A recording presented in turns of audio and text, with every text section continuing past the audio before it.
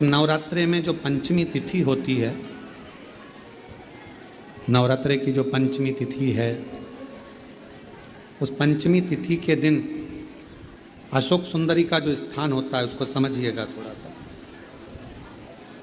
जैसे ये शिवलिंग है और ये जलाधारी है भगवान शंकर की।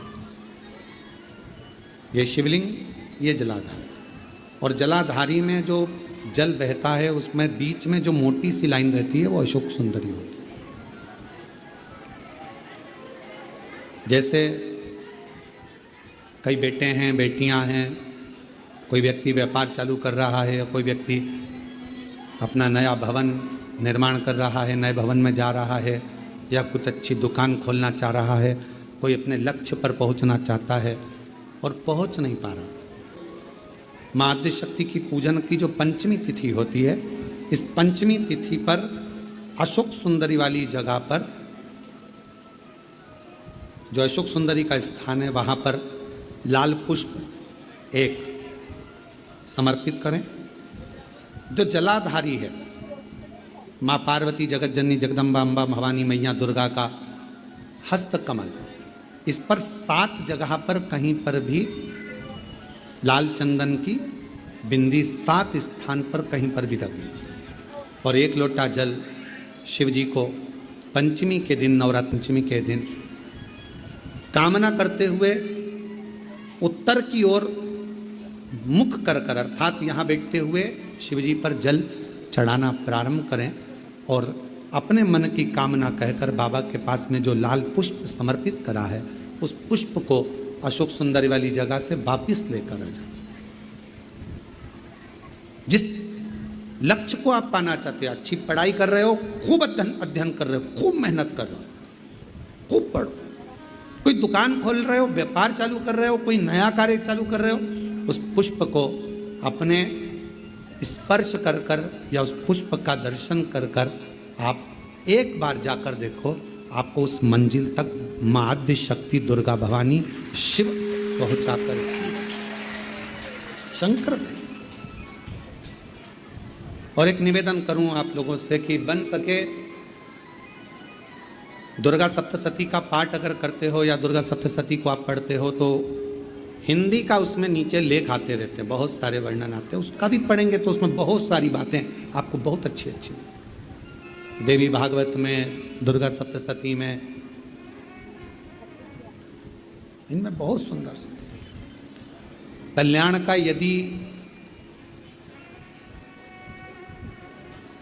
गीता प्रेस गोरखपुर से जो कल्याण निकलती है, उस कल्याण का यदि देवी अंक अगर आप पढ़ेंगे माता दुर्गा भवानी पर, बड़ा सुंदर, उसमें भी बहुत सी चीजें हैं, माँ आद्य शक्ति की आराधना की, साधना की, पूजन की पद्धति बहुत सुंदर, उसका ध्यान करें। शिव से कुछ अगर भगवान शंकर की हम आराधना कर रहे हैं, भगवान शंकर से अगर हम कुछ पाना चाह रहे हैं तो भगवान शिव की सबसे पहले उससे साधना करो, शिव को पहले अपना बनाओ।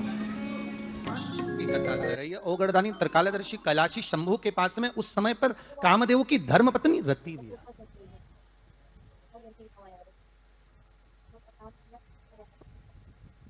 जिसके नयनों में जल भरा हुआ।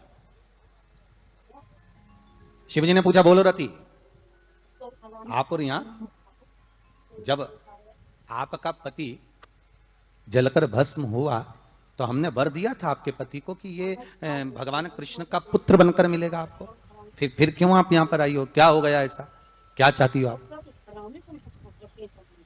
फिर आने का कारण क्या है आपका, किस लिए पधारी हो आप। महाराज, मेरा पति जो जलकर भस्म हुआ था, उसके भस्म होने पर मेरे ऊपर भी केस लगाया। तो भाई केस तुम्हारे ऊपर किसने लगाया, ऐसा क्या हो गया कि तुम यहां मेरे पास में आई। प्रभु, बात इतनी सी है कि मेरा पति जब आपके नेत्रों की ज्वाला द्वारा जलकर भस्म हो रहा था, उस समय पर वो आम के पेड़ पर बैठा हुआ।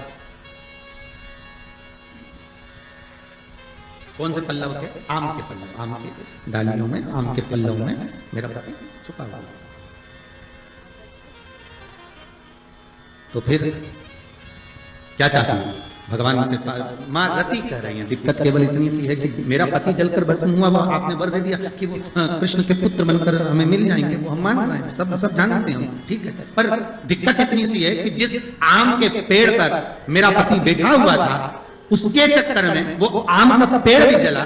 तो वो आम का पेड़ जो जला, उसने मुझसे कहा है कि पति का तो उद्धार हो गया, पर हमारा उद्धार कैसे?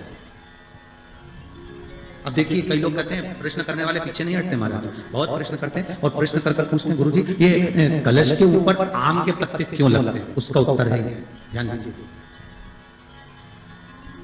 प्रश्न बहुत है तो उसके उत्तर भी बहुत है, बस उसको समझने वाला चाहिए।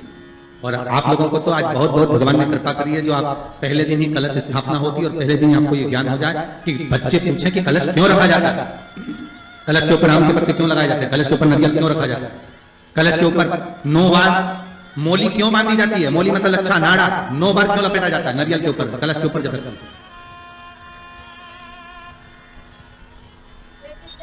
कलश के ऊपर जब श्रीफल रखाता है, नारियल रखाता है, तो उस पर 5 बार 7 बार मोली नहीं लपेटी जाएगी, तो 9 ही बार लपेटी जाएगी। 5 या 7 बार लपेटते हैं तो कहते हैं कि लक्ष्मी की छिन्नता होती है, और वो 9 बार लपेटी जाती है तो भरपूर लक्ष्मी का भंडार भरती है। क्यों क्यों कहते हैं महाराज आम के पल्लव? तो मैं केवल आपसे इतना सा निवेदन करना चाहती हूँ, आपसे केवल इतना कहना चाहती हूँ कि प्रभु मेरे मन का संशय मिटा दीजिए, और जो आम का वृक्ष मेरे पति के साथ जलकर भस्म हुआ है, उसकी विनती को आप स्वीकार कर लीजिए, आप उसके लिए भी कुछ कृपा कर दीजिए।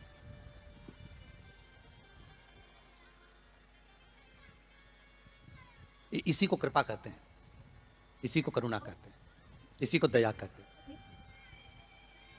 भगवान बोले अब आप आई हो रति, ठीक है, मांगो क्या चाहिए, बस इतनी कृपा कर दीजिए कि आम के वृक्ष का भी उद्धार कर दो। शिवजी ने कहा हम वर प्रदान करते हैं रति, जहां शिव और शक्ति है, जहां 33 कोटि देवता इस कलश के अंदर विराजमान होंगे, उस जगह पर स्वयं कंठ पर जहां पर मेरा निवास होगा, उस जगह पर ये आम के पल्लव अमृत के तुल्य माने जाएंगे, और इनका निवास हमारे ही हाथ में, हमारे ही हस्त कमल में विराजमान होगा, हमारे ही हाथ में। कितना सुंदर है महाराज जी। उस आम के पल्लव की महत्वता को जरा जानिएगा, बहुत बहुत ध्यान दीजिएगा। आम के पत्ते देखें आप लोगों ने? अरे बोलो जम के तो बोलो, देखें उसका प्रयोग कभी आप लोगों ने करा? आम के पत्ते का कभी प्रयोग कर कर देखिएगा। अभी तो नवरात्रि चल रही है, नवरात्रे में जब 5वां दिन नवरात्रे का रहे, चैत्री नवरात्रे का 5वां दिन रहे, और मान लो कि आपके घर में किसी बच्चे की, लड़के की या लड़की का या मंगल विवाह नहीं हो रहा हो, या शादी नहीं हो रही हो, या उस लड़के लड़की के लिए बहुत प्रयास कर लिया आपने और उसकी शादी हो ही नहीं रही, अथक प्रयास आपने कर लिया और उसका मंगल विवाह नहीं हो रहा, तो ये देवी भागवत में स्पष्ट कहा गया, देवी भागवत में वर्णन किया गया, देवी भागवत में वर्णित किया गया, और देवी भागवत में कहा गया कि आम का जो पत्ते होते हैं, आम का जो पत्ता होता है, आम का जो पल्लव होता है, उस आम के पत्ते पर हल्दी और सिंदूर, इन दोनों से स्वस्तिक का निर्माण किया जाए। देवी भागवत का संवाद है, बहुत ध्यान देना महाराज। जिन कन्याओं का विवाह ना हो, पंचमी के दिन, नवरात्रे की कोई सी भी पंचमी, मतलब जो पंचमी तिथि पड़ेगी, कोई भी नवरात्र हो, चाहे वो 4 नवरात्र में से, चाहे वो पौष का हो, अश्विन का हो, चैत्र का हो, आषाढ़ का हो, किसी भी नवरात्र में आप कर सकते हैं। एक पान के पत्ते पर, एक ही पत्ते पर जो 2 स्वस्तिक बनेंगे, एक हल्दी का बनेगा, एक सिंदूर का बनेगा। बस अंतर इतना है, जो हल्दी का स्वस्तिक है उस पर कंकु के चावल अर्थात रौली के चावल, रौली कुंकू के चावल रखना है, और जो सिंदूर का है उस पर हल्दी के चावल रखना। इतना रखकर जिस लड़का लड़की का विवाह नहीं होता, उसकी हथेली पर रखकर उसका नाम और गोत्र बोलकर महाराज उसको ले जाकर नीम के पेड़ के नीचे उसको रख दिया जाता है। मात्र 3.5 या 4 महीने ऐसे रहते हैं जिसके अंदर उस लड़का लड़की का विवाह पक्का हो जाता है। जिसका विवाह नहीं होता केवल उसी के लिए, जिसका मंगल विवाह ना हो रहा। आम के पल्लव में शिव का वर प्रदान है, आम के पल्लव में शंकर का आशीर्वाद, आम के पल्लव में शिव का आशीर्वाद। भगवान भूत भावन भूतेश्वर मेरे शिव, मेरे करुणा सागर, मेरे शंकर, मेरे त्रिकालदर्शी, मेरे कैलाशी, मेरे भोलेनाथ स्वतः कह रहे हैं, अरे रति तुम रोती क्यों है, तुम्हारे रोने का कारण क्या है? प्रभु मेरे पति के साथ ये आम का पेड़ भी जलकर भस्म हुआ, आम का पेड़। भागवत जी किस किसने सुनी है? हाथ उठाओ जरा, जिन जिन ने भागवत जी सुनी है। आप लोगों ने सुनी है भागवत? रखिए हाथ। अगर आप लोगों ने भागवत सुनी होगी तो उसमें वर्णन आता है, तक्षक नाग डसने के लिए जब जा रहा था, तब ब्राह्मण देवता जो जहर उतारना जानते थे, उनको लेकर राजा परीक्षित के पुत्रों ने अपने दूतों को भेजा था लाने के लिए कि एक ब्राह्मण ऐसे हैं कि वो तक्षक नाग का जहर उतार सकते हैं, वो तक्षक नाग के जहर को समाप्त कर सकते हैं, तो आप उनको लेकर आओ। और वो तक्षक नाग का जहर उतारने वाले उस ब्राह्मण को लेकर जा रहे थे। तो सर्प ने विचार करा, तक्षक नाग ने कि बताओ ये तो गजब का काम कर रहा, अगर ये ब्राह्मण पहुंच गया तो ये ब्राह्मण तो सर्प का जहर उतार देगा। तो सांप तक्षक नाग को ये चिंता लग गई कि मेरे को ही डसना है और मेरे जहर ये उतार देगा, और डसने भी एक ही बार है और मरना चाहिए परीक्षित। परीक्षित को श्राप लगा, अब करूं तो करूं क्या। तो सर्प ने विचार करा कि मैं एक रूप रख कर जाता हूं और इस ब्राह्मण की परीक्षा लेता हूं। सर्प रूप रख कर गया, भागवत आप लोगों ने श्रवण करी होगी। तो जब तक्षक रूप रख कर गया और उस ब्राह्मण के पास में जाकर पूछा कि ब्राह्मण देवता ये बताओ कि आप कहां जा रहे हो, तो ब्राह्मण बोला आपको नहीं मालूम, राजा परीक्षित को सांप डसने वाला है तक्षक नाग, और मैं जहर उतारना जानता हूं। अच्छा, आप जहर उतार दोगे? हाँ। तो किस लिए जा रहे हो? जहर उतारने के लिए। तो जहर उतारने क्यों जा रहे हो? तो कहा राजा है राजा, जब राजा का जहर उतारेंगे तो मुद्रा भी कितनी मिलेगी, आपको मालूम नहीं है क्या? अच्छा, ब्राह्मण देवता इसलिए जा रहे हो? हाँ। पर उसको तो किसी संत ने श्राप दिया। अरे तो श्राप संत ने दिया है, हम ब्राह्मण हैं, हमारा कर्म है किसी को बचाना, तो हम तो बचाएंगे। अच्छा, आप में इतनी सामर्थ्यता है कि आप तक्षक नाग का जहर उतार दो? अरे तक्षक नाग आकर अगर मेरे सामने खड़ा हो जाए और किसी को डस ले तो यह पक्का है कि मैं जहर उतार सकता हूं। अच्छा, तो इतने में तक्षक नाग सामने बिल्कुल प्रकट हो गया, और तक्षक नाग प्रकट होकर बोला बता ब्राह्मण किसको डसूं मैं? ब्राह्मण ने कह दिया तुम्हारी मर्जी पड़े उसको डसो। सामने एक पेड़ था, उस पेड़ को ब्राह्मण ने, उस तक्षक नाग ने डस लिया। अब तक्षक नाग ने उस पेड़ को डसा, और डसने के बाद में वो पेड़ पूरा जल गया, पूरा जल गया। अब पेड़ तो जल गया, पर ब्राह्मण जो था जिसको परीक्षा देना थी, वो ब्राह्मण को यह नहीं मालूम था कि इस पेड़ पर एक संत बैठकर साधना कर रहा था, तपस्या कर रहा था, और जब वो पेड़ जला तो वो संत भी जल गया, संत भी जल गया। अब जब संत जल गया, ब्राह्मण ने हाहाकार की आवाज जब सुनी तो आंखों में जल भर गया। आखिर हुआ क्या? ये संत जल कैसे गया? तो कहा इसके जलने का कारण केवल इतना है कि अब आप जीवित करो, इस पेड़ को हरा भरा करो, इस पेड़ को हरा भरा कर दीजिए। और ब्राह्मण ने हाथ की अंजलि में जल लिया।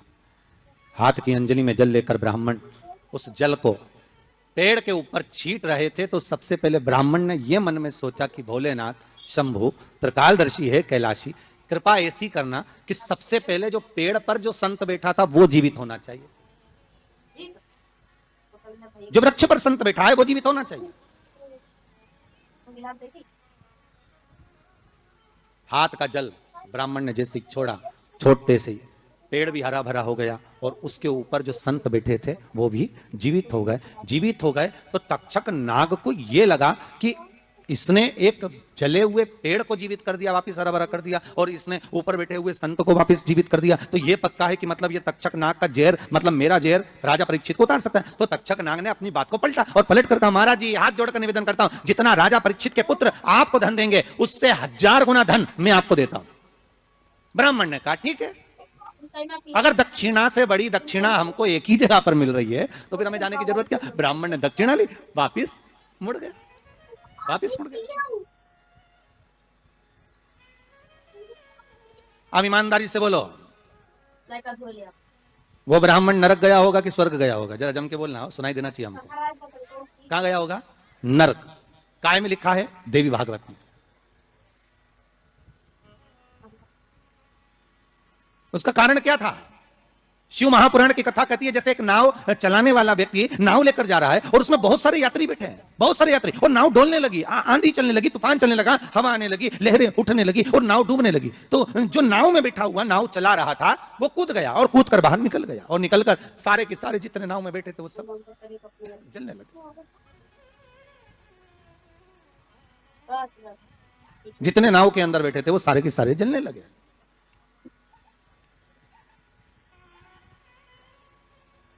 जब वो सारे के सारे पानी में डूबने लगे और पानी में नाव में जाकर सबकी सब जब डूब रहे हैं, सब मर गए, सारे के सारे जो नाव में बैठे थे, जो तैरना जानते थे वो बाहर निकल गए, बाकी के सब डूब गए।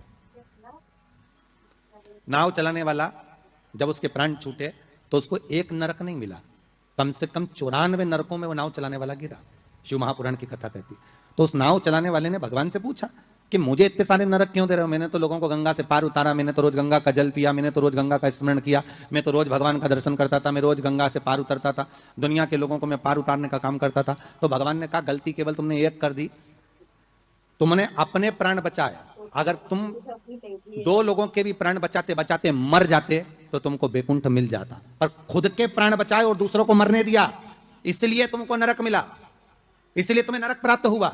शिव महापुराण की कथा कहती है जिस पर दुनिया को विश्वास होता है, दुनिया को जिस पर विश्वास है, जिससे औषधि देने वाले, दवाई देने वाले उन डॉक्टरों पर दुनिया का विश्वास टिका हुआ है। तो डॉक्टर का क्या फर्ज है? जैसे नाव चलाने वाले का फर्ज है कि बचाते बचाते भगवान करें भले तुम्हारे प्राण छूट जाते तो तुम्हें स्वर्ग मिल जाता। युद्ध के मैदान में सैनिक युद्ध करते करते मर जाता तो उसको वीरगति प्राप्त हो जाती, पर खुद के प्राण बचाने के चक्कर में आप दुनिया को धकेल दो, ये श्रेष्ठता नहीं।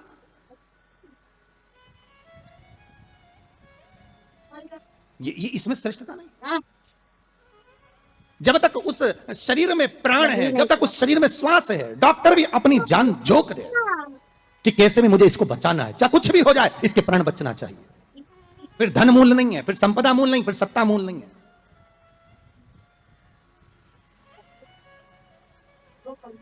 वो नाव चलाने वाले को 94 नरक भोगना पड़े।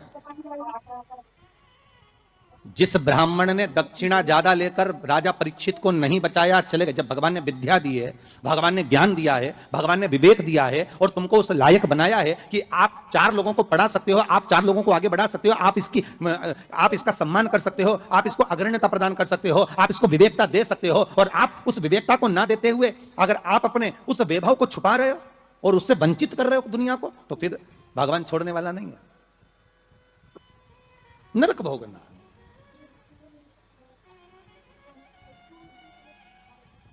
पर पांडेतारा वालों, आप लोगों ने बिल्कुल सही उत्तर दिया कि उसने दक्षिणा ज्यादा ले ली और वापस निकल गया तो अपने मुख से कह दिया कि वो नरक गया। कितनी, इसी को कहते हैं गंगा तट के श्रोता। गंगा तट के जो श्रोता होते हैं ना, बड़े आनंदमय होते, कथा जो सुनते हैं ना उसका भाव एक आनंदित था कि वो अपना लक्ष्य छोड़कर, अगर चाहता तो राजा परीक्षित को बचा सकता था, पर थोड़ी सी संपदा के चक्कर में, थोड़े से धन के चक्कर में वो ब्राह्मण भी थोड़ा सा लोभ आया और लोभ के चक्कर में अपने कर्म से वंचित हो गया। तो वो चरित्र कहां गलत है महाराज जी? एक महाराज जी प्रवचन दे रहे थे, उस प्रवचन में एक गांव का व्यक्ति कथा सुनने बैठा था।